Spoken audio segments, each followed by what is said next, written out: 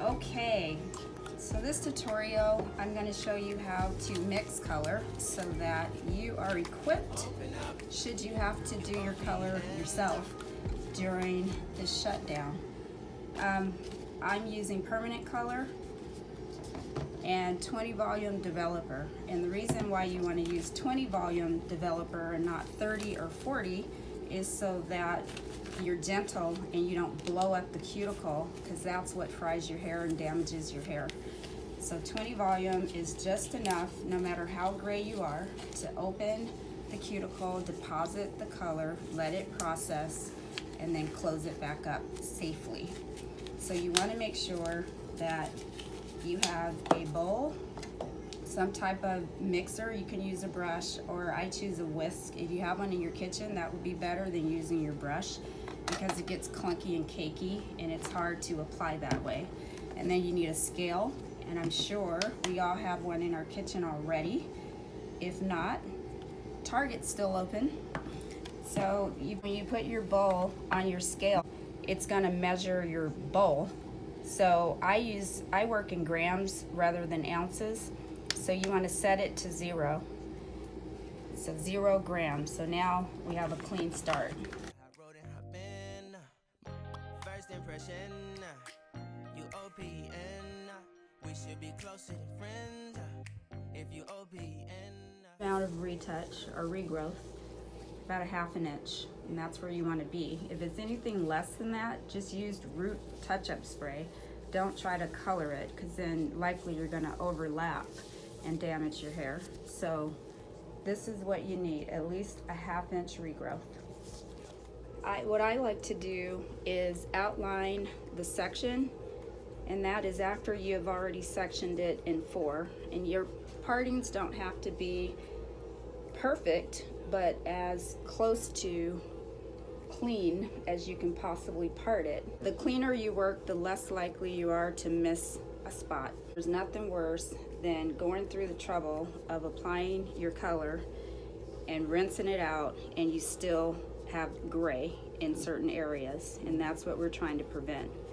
So that's the benefit of working nice and clean. So you want to outline the section first, like I did, and try to get it up to the line of demarcation as close as you can, and that would be the break between the regrowth and your pre-lightened hair, or pre-colored.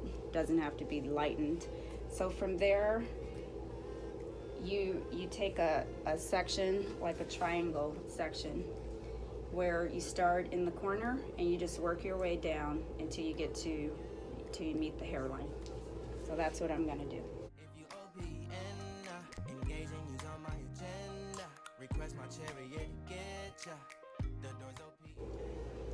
And I love these Framar brushes because they have a built-in, almost like the end of a rat tail comb, a weaving comb.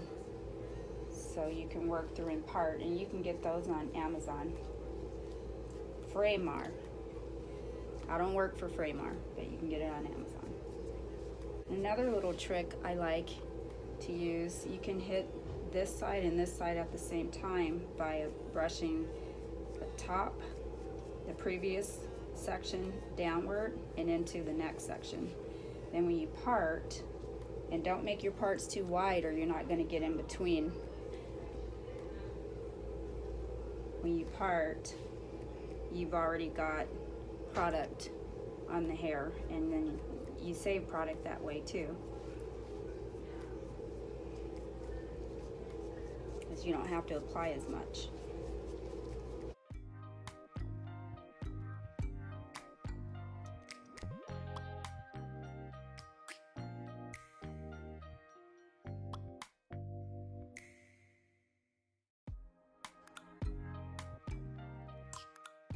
Get as clean as possible.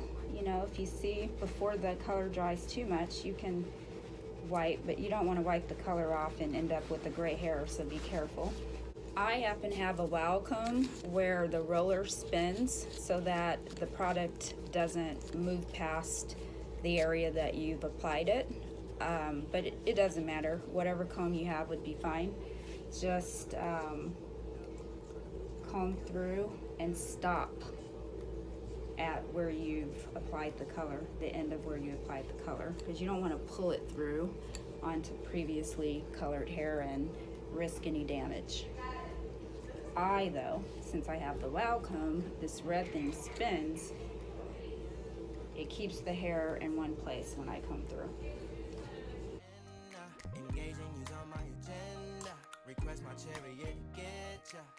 Now here I'm using her color to remove the color from around her hairline. That's the easiest way to prevent it from staining the skin. And you're going to want to do that before you rinse the color.